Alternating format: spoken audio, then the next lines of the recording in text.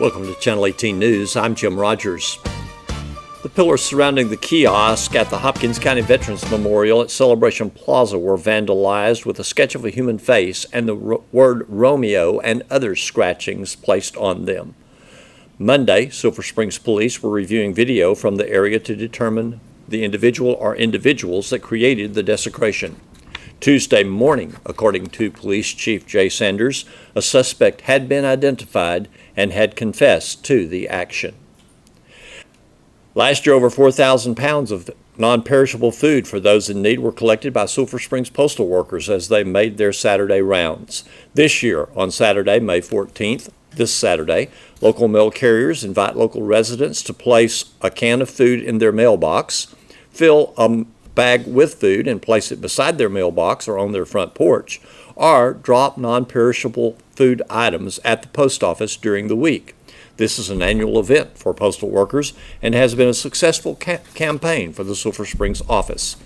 Postman Nathan Hightower, spokesman for this year's campaign, told KSST News about the effort.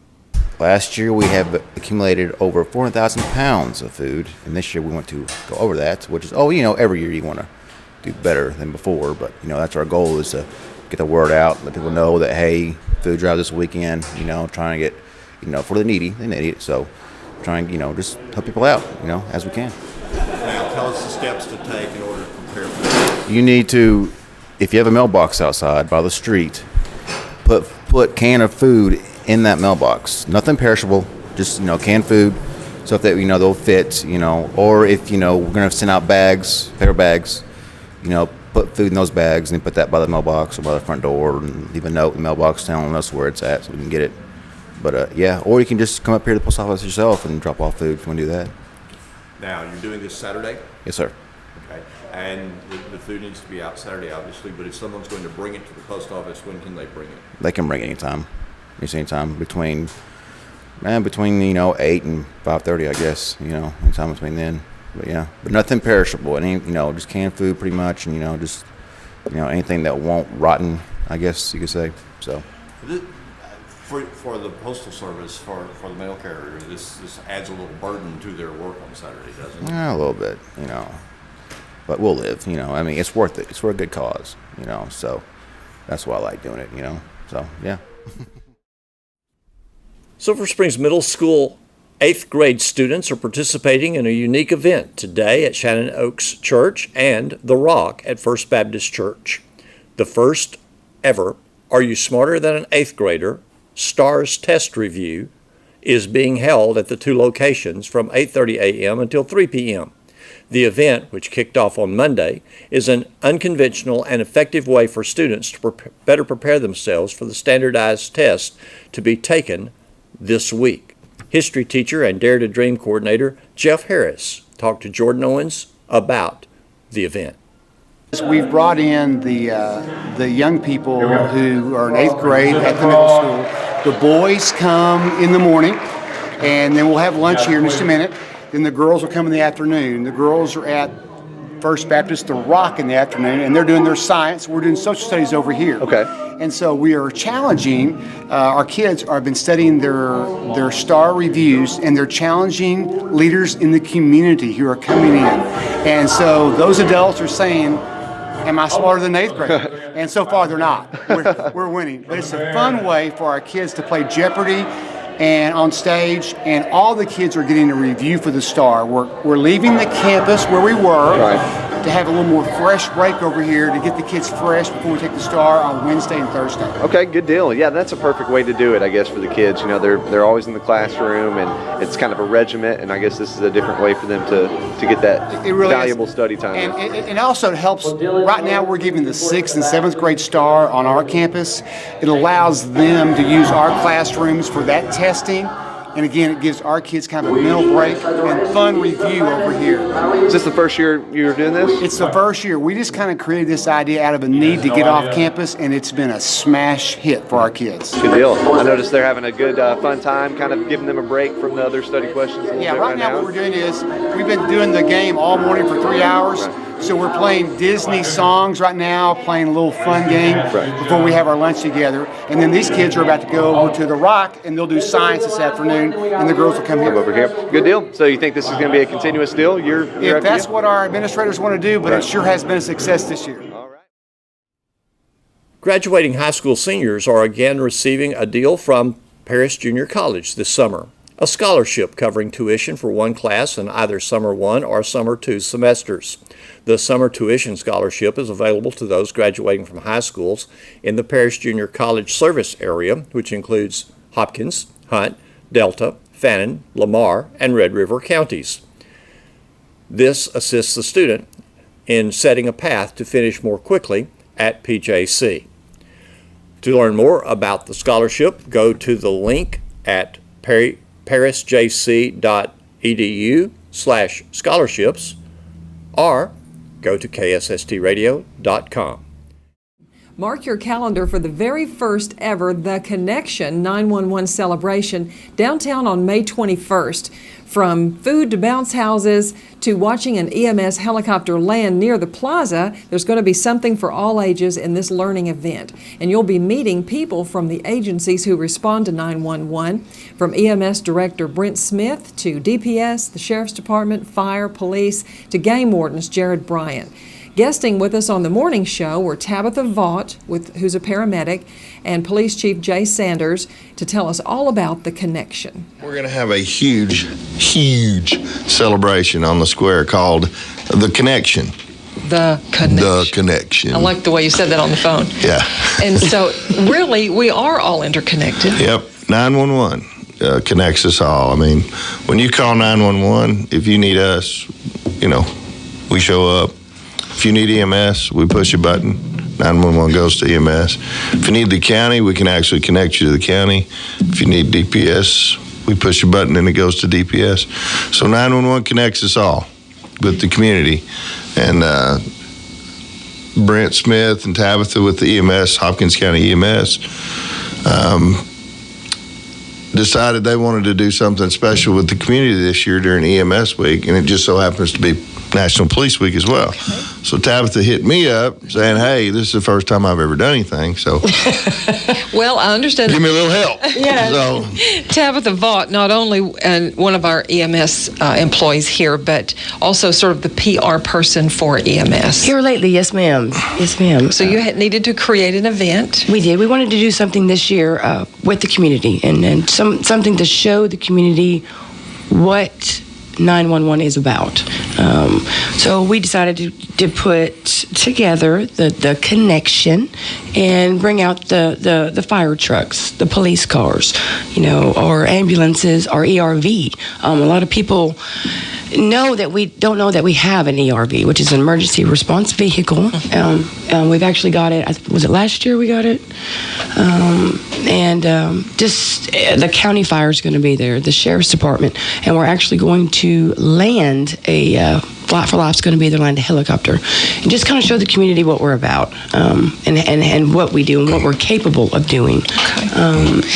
And this will be centrally located, like downtown? Yes, ma'am, on the square. And on the what plaza. Date? Mm-hmm. Plaza, May 21st from 10 in the morning till 2 in the afternoon, or whenever we run out of snow cones. Okay. whatever goes first. Well, we're going to have a lot of stuff up there for the kids to do, because really they're the ones that we focus on, wanting to teach them, how to work that, because that 911, because you hear, all the time about how kids have saved parents or brothers and sisters by calling 911 and being knowledgeable enough to get the information across. So that's what we're trying to do, is we're trying to focus on the kids. So we're going to have bounce houses. They're going to be able to climb on the fire trucks, climb in and out of the ambulances. Just don't climb on top of the police car, but they'll be able to climb through the police car and look at it and, play with the lights and the siren and look at the helicopter. And we're even going to have the Kona Ice people coming over from Greenville. Well, that seals it. And that seals the deal right there for Hawaiian shaved ice. And a Dunkin' booth. I was trying to get through this without talking about that. Paramedic of What the is year. the good of a dunking booth if it just sits there? Someone's got to man it. So Yeah, no, I've been voluntold. I've been voluntold that I will be Jay and Danny Wilburn. dunked, and Danny Brent. and we'll probably talk Lewis Tatum into getting into that Dunkin' booth, and several other people who. And the thing is, I wish we were charging money for this Dunkin' booth. It'd make it a little more fun for me, but we're going to do it for free. Well, just put a tip jar. dunk a police officer or a sheriff's deputy or an EMS personnel. Maybe we can even talk Firefighter. Eric Hill into the fire chief even to getting that thing. But it's just going to be fun. We're going to have just loads of giveaway stuff for the kids, and Do blood pressure checks. yeah, we're going to do some healthcare stuff. CPR awareness. Show the community. We got just got our Lucas 2 devices. what is that? It is a piece of equipment that it what's the big word for it? Automated chest compressions. That's a good word. It when somebody goes into cardiac arrest, we have a crew, paramedics show up, or police officers, or sheriff's deputies, or a lot of our volunteer firefighters show up. And when we start compressions, you're supposed to do it for about 2 minutes. Well, with this machine, it can do up to 45 minutes straight of compressions, and we are the only system here in the Northeast Texas that has the Lucas 2 devices. Really? Yes, ma'am. Well, and it frees up the paramedic of the Yes, year to Oh do. my gosh. But it frees up the paramedic and the EMT and whoever's on the box, will you, to do other things Sure. rather than one of them being stuck doing compression and then the other one having to do all of the other stuff Yes, that's involved. medications and So doing that correctly and consistently, and sometimes It's that safe. is tiring work if you're. Oh yeah, Yes, ma'am. Yes, yeah. ma'am. It's So the we're very blessed here in this with Hopkins County EMS. We got a lot of great equipment that the community does not know we have. Well, let's go back on that response vehicle. Yes. Tell us yeah. a bit more The about emergency response vehicle. It is like a Tahoe. that. So a new it's Tahoe. an off-road, actually. It gives our supervisor or our director, if we have our ambulances tied up on other calls, it is able to respond quicker, and it is capable of doing a lot of things. He carries medication on there. We have a Life Pack 12 on there. The only thing, he can do everything an ambulance can do except transport. So if he can, and it being smaller, he can get to, or whoever's driving it can get to, somebody's really sick or injured quicker, and have things ready for the ambulance when we get there. So we enjoy it. It's the big old gray Tahoe you see with big old lights on it. And again, it's something we have kind of exclusively here. Oh yes. Well, there's other. Well, that's a growing thing now. Yes. These ERVs are showing up everywhere now. People Yes. see how good they are and how needed they are. So a lot of departments are starting to go with those things. Okay. Yes. The things that Tabitha and I were talking about before we went on the air, Jay, are really fascinating to me about the EMS work, and maybe career-wise, for people who might find that, or that might be suited to that sort of work. Yes, ma'am. Being a paramedic is very rewarding. I was once told that. Being an EMS is not a job that you go looking for. It's a job that goes looking for you.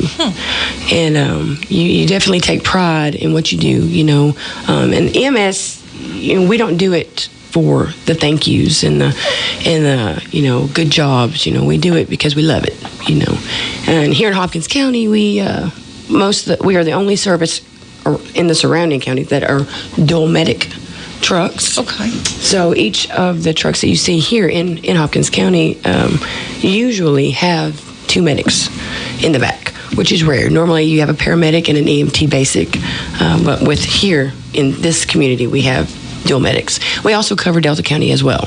Okay. So we have a big, wide area. So we have enough to staff dual. Absolutely. Yes, ma'am. That's great. When they're full staff, yeah. Yep. And also, and we can't talk about this a long time, but a person who might go into EMS might not necessarily have to first get their nursing certificate, which I always thought that was your first step, and then you specialized. Yeah, no, ma'am. You can do training is usually about a year and a half. You have to get your EMT basic, which usually runs about 16 weeks. You have to take a national test and then become Texas certified, and then from there you can go into your paramedic program. And there's a few around here. I believe there's one in Paris and Mount Pleasant, and you do about a year of schooling and right about 550 roughly of clinical time. That's EMS ride-outs, ER. ORE. Yeah, there's extensive, you got to go through a lot of training to do it. And then you have to be able to hold a BLS, an ACLS certification. So, whatever that is. I know what that is, but you don't. Okay, and I don't. But tell me now, and briefly, you've been with Hopkins County for how long? I have been with Hopkins County for about almost 3 years. Okay. And I've been in EMS for about 6 years. Okay. This month will be 6 years. Okay. And but I've been with Hopkins County for almost 3. Okay. And I enjoy it. I do. I thoroughly enjoy working here. And I was questioning Jay Sanders. How long have you been around here? 28 years they let me hang around here. In law enforcement just a bit before you came? Mm-hmm. I just, in September, I clicked over 30 years in law enforcement. Okay. So, and just to kind of follow up what the paramedic of the year said, public safety. I'm proud of her for that, really. See, because I'm an EMT, so I actually work with Hopkins County EMS as a part-time. Yes. So I've been an EMT since 97. Yeah. And I just love it. Public safety is a calling, period. Yes. And it's really easy to tell after you've been in a while who's going to make it and who's not, who's good at it and who's not, who's actually called to do it and who's not. And it's calling, and we love it. If we didn't love it, we wouldn't do it. Mm-hmm. Well, EMS week and police week this year are the same week. Yeah, for some reason we don't, but hey, it's working out good for us. It is. And it gives the perfect opportunity. It does. To put on an event such as you have on May 21st. Yes. The connection. The connection. 911, the connection. Don't forget the quotes. And so landing a helicopter downtown? We're going to do it. We are. In the, hopefully, I haven't asked them yet, but hopefully They're not. in the Alliance Bank drive-through parking lot. I gotta go by there today Who do and we make have to sure. ask about that? I'll just go by and ask some teller. They won't mind. Yeah. And don't want to or surprise if we can't do it there, we're gonna do it over at the First Baptist Church parking lot. So Okay. Yeah. we'll get them in there. Okay, and all kinds of things for the public to get educated on and have Yes. fun at the same time. Yes. Yeah. Okay, and you mentioned, did we mention DPS? Are they part of this? Game wardens will be there. Yes. Jarrett Mitchell, our game warden for Hopkins County, is going to be there. Superman, Superman and Batman. I forgot about Superman and Batman. Spidey's not going to make it. And I'm in contact with DPS. Hopefully they'll be able to set up a table as well with us. But And the race car. Vulture Lurch is going to be with us. He's going to bring the car, bring the race car. So, and because we hadn't had the race car out in a while, Okay. So we're going to have him out and a couple other things. So, Well, and more things may develop before May yeah, 21st. Yes, ma'am. oh yeah, It's sort of an extravaganza, the connection. it's yeah. 911, the connection. Don't forget your quotes. The connection. Here's Don Julian with sports. There may be more depth in Lady Cats' softball program than ever before. Besides the 29-6 varsity in the third round of the playoffs, both the Lady Cats JV blue and gold teams had stellar seasons. Lady Cats assistant softball coach Chris Valdivinos coached both teams. JV Blue, once again, won district. They went undefeated in district. Our only loss was to a varsity team in New Diana. The JV Gold did exceptional as well. They went undefeated in district as well. Just keep winning games, and we're very blessed to have just a large amount of good quality softball players. I guess a couple of those players off those teams have already made their way to varsity and are already getting some time in. Oh yeah, we're always looking to see who could possibly help us. In the playoffs, there's a lot of games, there's a lot of innings, and if a girl could possibly help us, and also the experience is just amazing for them to be there and to be able to get that experience. I would assume Bailey Haggerty must have pitched for one of the teams a little bit. She did. She pitched for the JV Blue. She was the. We rode her until for the district championship, and she did an exceptional job. She's doing an exceptional job right now. She's continuing to win games for us, which is great. And Macy Hollins, Mia Ferris.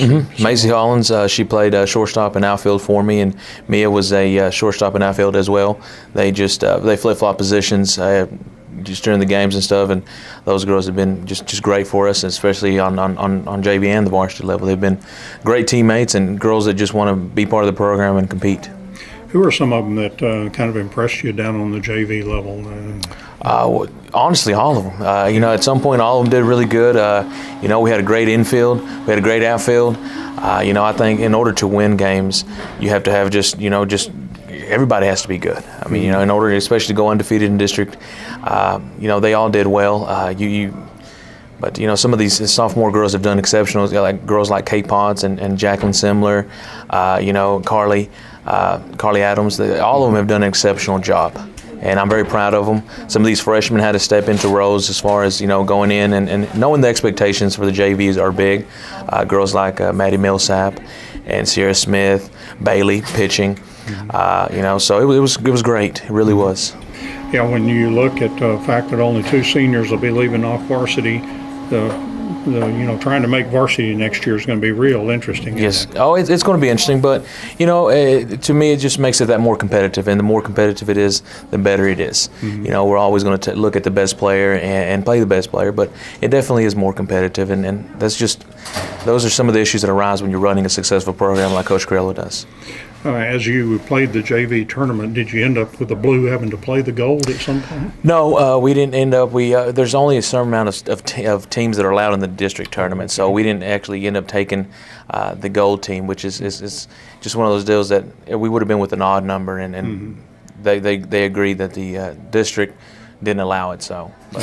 And then the gold, they got a lot of games in as well, and like I said, they played really good too, especially for being a very young group. They won some games. They had to come back from some games. They show a lot of resilience. So they're a quality team, very, very quality team. Wildcats football players are not only involved in spring football, but the 7-on-7 season for the varsity also gets started next Tuesday evening. Wildcats offensive coordinator Matt Young talks about 7-on-7. Great opportunity for kids to get out and throw and catch the football. Obviously a different game than the one we're working on now, but just the sheer number of reps. For example, we sent our junior high kids to Van last weekend, had approximately 80 kids, a little bit under, probably 65 to 70. 4 teams, 2 7th, 2 8th. And just the number of reps they had running routes. I know one kid was talking about he had 14 touchdowns. Just stuff like that. But the ability to throw and catch is really developed in those games because of just the sheer number you get. From a coaching standpoint, it's great to see kids compete. A lot of times the end of those days is just a battle of endurance, who can last the longest.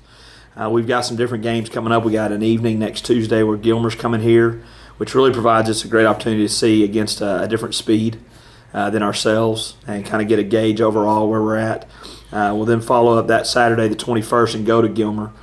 We hope to take 3 high school teams that day. And again, that gives us, we're looking right now at about 50 kids get to go, get to play, 4 or 5 different quarterbacks throwing the ball, of course, a number of guys on offense and defense. Communicating, growing together as a group, and then competing grows from that. And that's a big positive from that. And then we follow up with 2 more tournaments where we're just taking one team, a little higher competitive. ETBU has a tournament. We haven't been to theirs before. Go to Deep East, Texas. And then turn around in June, I believe it's June 17th on a Friday, we're going to go to Rowlett to our qualifier, and that'll be our one qualifier this year. So, 7-on-7's here. It's nice because we're getting a lot of coaching done with spring ball as far as some details with routes that'll prepare kids for that. But big thing is just kind of backing up and seeing them play as a group. Kind of helps a quarterback with the timing, having to a certain amount of time to get rid of the ball and to develop that kind of relationship between the quarterback and the receiver that's always nice when they get It's that a going. great little nuance there of when is a kid making his cut, when is he coming out of it, where does he catch the ball best, is he a high guy, a low guy, and those sheer numbers of throws really help those bonds develop, not just in one spring, but over the line of multiple springs as they go through the program. And Coach Owens even said about, defensive players, defensive backs. Obviously, the rules are kind of slanted against you on 7-on-7, so you just got to, do your best one-on-one coverage and that sort of thing. Yeah, tremendously. It's definitely offensive biased, without a doubt. All right. So how many different teams? You think we'll have 3 different teams? We should have 3 high school teams play Gilmer here and then go to the Gilmer tournament. And that allows us to get most of our kids, if not all of our kids at one action, get them some action. And we can see where they stand. They can see where they stand. And it gets them to go against some competition outside these doors where maybe they're comfortable, and to see how they've improved because of the time they've put in the weight room and the track, and for other ones to see I need to get more work done, and for some of them to see the advantage they have because they run sharp routes, and other ones to see I've got to work on running better routes because I can't get open, and so all those things go together, and we're looking at about 50 high school kids getting to go compete. How do you mix in 7-on-7 with spring football? I mean, how does that coexist? Well, we're going to do it's really for us, it's just pass hole. And it just is how we move the ball through it. And so we're able to take a couple of days that we have a little bit of time, a couple of 20-minute windows where the kids get just practice at that, and we actually step back and let them call things and do things and take that as a preparation. Really pretty similar to what we've done in the past. It's usually after school a couple days a week. So now we're able to build it in either after if we don't have spring ball that day or during the period some. Yeah, coaches seem to really like the concept of it to kind of get ready for the football season. You're right; it's a totally different game. There's obviously no rushing attack and all that. But it kind of prepares the passing game for later on. It does, just the sheer throws. You see some coverages that you won't see, which we don't necessarily enjoy. It kind of gets you away from your package of what you throw. But at the same, you can't take away from the reps, and that's always the most benefit. Yeah, I think Tristan says you got to watch out about the bad habits that can form, and you don't want that to happen. Yeah, and spring ball I think is really going to help that because there's so much being harped on. We can actually handle it. The Cumbie Trojans, baseball champions of their district, lost a by-district heartbreaker last Friday. Avery won a close one over the Trojans 3-2. Avery scored first in the top of the third, but Cumbie tied it 1-1 in the bottom of the fourth. Avery scored single runs in the fifth and sixth to go up 3-1. Cumbie tallied 1 in the bottom of the seventh, but came up short 3-2. Avery out-hit Cumbie 6-4 in the pitcher's duel. Getting the Cumbie hits were Casey Waxler and Tristan Hearn, who both drove in runs, as well as Braden Coble and Ethan Coble. Waxler took the pitching loss despite allowing only 2 earned runs. It was a tough by-district for the entire district as Como-Picton lost to Bowie and Maud downed Sulphur Bluff. North Hopkins did win over McLeod, and they'll face Harleton in the area round. Thanks for watching Channel 18 News. Have a great evening.